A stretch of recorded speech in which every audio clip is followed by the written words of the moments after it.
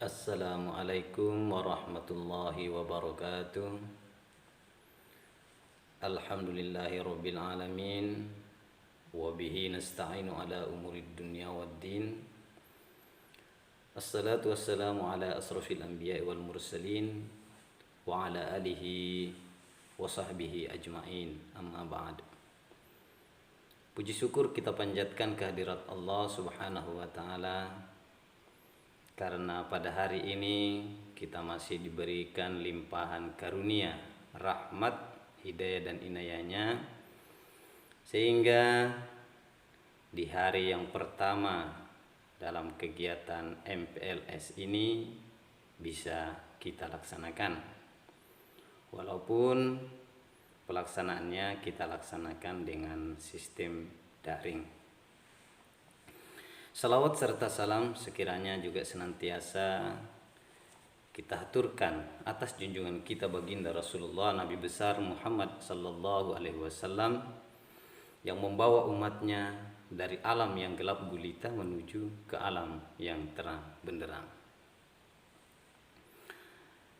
Siswa-siswi SMK Negeri 1 Pulau Laut Barat angkatan ke-17 tahun pelajaran 2020-2021 yang sekarang sedang mengikuti masa pengenalan lingkungan sekolah secara online. Lewat kegiatan ini saya mengucapkan selamat kepada siswa-siswi SMK Negeri 1 Pulau Laut Barat, karena telah dengan sukacita dan sukarela bersedia untuk melanjutkan pendidikannya di SMK Negeri 1 Pulau Laut Barat ini. Nah, kebetulan pada kesempatan ini saya diberi amanat untuk menyampaikan materi tentang keagamaan dan tata krama. Secara teori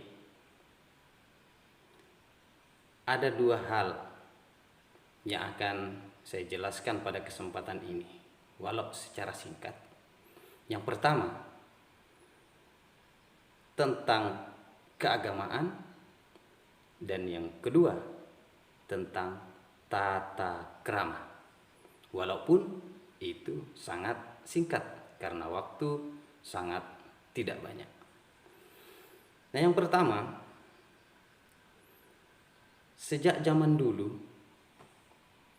umat manusia menganut kepercayaan yang secara terus-menerus diikuti dari generasi ke generasi. Dari zaman nenek moyang kita dulu sampai sekarang, kita mengikuti ajaran-ajaran yang dibawa oleh pendahulu-pendahulu kita. Nah, secara teori keagamaan, agama adalah suatu sistem yang terpadu, yang terdiri atas kepercayaan dan praktik. Kepercayaan dan praktik. Artinya, kalau kita percaya akan sesuatu, kita yakin akan sesuatu, maka harus kita berusaha untuk mempraktekkan apa yang kita yakini, apa yang kita percayai. Hal ini berhubungan erat dengan hal-hal yang baik tentunya, hal-hal yang positif tentunya. Dalam sebuah jajak pendapat anak-anakku semua, dilaporkan bahwasanya kurang lebih 50% daripada populasi dunia ini menganut sebuah kepercayaan atau beragama. 36% lainnya tidak beragama. Dan 13% adalah termasuk yang ateis. Nah, itu informasi singkat pada kesempatan ini yang ingin Bapak sampaikan. Selanjutnya kita sebagai umat Islam menganut ajaran yang dibawa oleh Nabi Muhammad sallallahu alaihi wasallam berdasarkan wahyu dari Allah Subhanahu wa taala.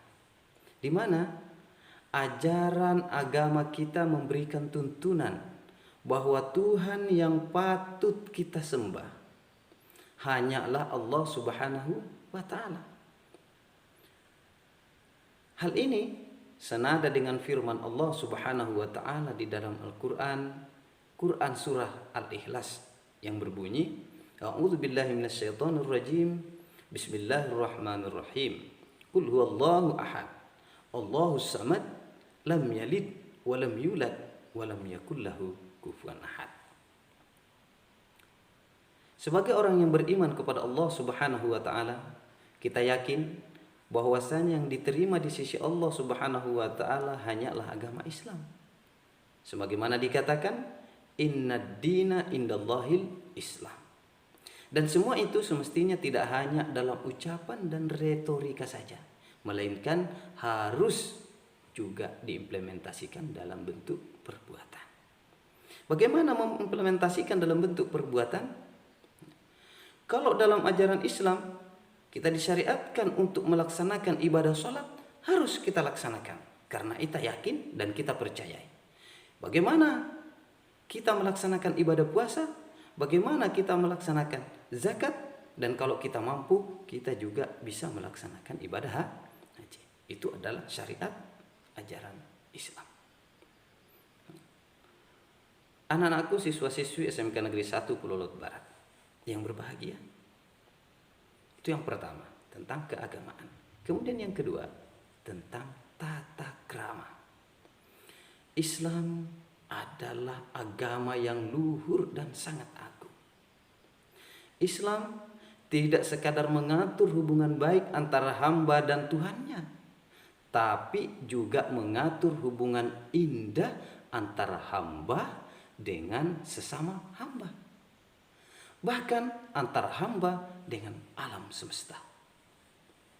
Nabi Muhammad sallallahu alaihi wasallam adalah figur tauladan, contoh, panutan, ikutan dalam kita melaksanakan ajaran Islam sebagaimana dikatakan oleh Allah Subhanahu wa taala, innama bu'istu liutammima makarimal akhlak. Nabi Muhammad sallallahu alaihi wasallam itu diutus untuk menyempurnakan akhlak. Lalu apakah sebelum Nabi Muhammad sallallahu alaihi wasallam diutus akhlak itu belum sempurna? Akhlak yang dikatakan sempurna adalah akhlak yang baik, akhlakul karimah. Nah, yang tidak sempurna yang seperti apa? Yaitu akhlakul mazmumah. Akhlak yang tidak baik, akhlak tercela. Ada saja akhlaknya, tapi tidak dikategorikan sempurna. Nah, setelah ajaran Islam turun dibawa oleh Nabi Muhammad sallallahu alaihi wasallam, ajaran yang tadi tidak baik, ajaran akhlakul karimah, akhlakul mazmumah, saya ulang, akhlak yang tidak baik, akhlak yang tercela, itu lalu dirubah menjadi akhlak yang terpuji atau akhlakul karimah. Maka jadilah akhlak itu sempurna. Tadinya tidak sempurna karena Nabi Muhammad membawa ajaran akhlak yang baik, memperbaiki akhlak atas perintah dari Allah Subhanahu wa taala, maka berubah menjadi akhlakul karimah. Maka akhlak itu menjadi sempurna. Innama bu'istu liutammima makarimal akhlak. Sesungguhnya Nabi Muhammad SAW diutus untuk menyempurnakan akhlak. Nah, anak-anakku siswa-siswi SMK Negeri 1 Pulau Laut Barat yang berbahagia. Di antara isi ajaran Islam adalah, lihat sebagai berikut. Pertama misalnya, cara bertegur sapa, menerima kedatangan tamu, cara makan dan minum, bagaimana kita menghadiri undangan ketika bepergian dan berada dalam perjalanan, bagaimana cara bersuci, baik itu wudu, tayamum, mandi, dan sebagainya. Bahkan bagaimana tata cara berhubungan dengan binatang. dan banyak lagi yang lainnya yang tentunya dicontohkan oleh Nabi Muhammad Sallallahu Alaihi Wasallam. Kalau kita tidak bisa mengikuti semuanya, setidaknya kita tidak menyimpang dari apa yang dicontohkan oleh Nabi kita Muhammad Sallallahu Alaihi Wasallam yang sudah disyariatkan dalam ajaran agama kita, yaitu agama Islam. Anak-anakku, siswa-siswi SMK Negeri 1 Pulau Laut Barat yang berbahagia. Selanjutnya, sebagai seorang pelajar, sebagai seorang pelajar, sudah seharusnya kita menata budi pekerti kita dengan baik, menata diri kita dengan baik. Sebagaimana materi kita pada kesempatan ini, yaitu tata krama. Tata artinya toto, atur, manage sebaik-baiknya. Kemudian krama, budi pekerti, akhlak. Nah, bagaimana tata krama itu bisa baik? Tentunya harus ditata rapi, ya. Bagaimana akhlak kita harus baik? Tentunya harus ditata dengan baik sesuai dengan syariat tuntunan ajaran Islam. Bagaimana seharusnya kita berperilaku terhadap orang tua kita? Bagaimana seharusnya kita berperilaku terhadap sekolah kita? Bagaimana seharusnya kita berperilaku terhadap atribut sekolah kita? Bagaimana seharusnya kita sebagai pelajar bersikap terhadap guru-guru kita? Bagaimana seharusnya kita sebagai seorang pelajar bersikap terhadap perangkat-perangkat sekolah yang lain, staf, penjaga, dan lain sebagainya yang ada di sekolah kita? Bagaimana seharusnya kita bersikap terhadap teman-teman yang ada di sekeliling kita, baik yang ada bersama kita ketika kita berada di sekolah atau yang ada ketika kita berada di luar sekolah.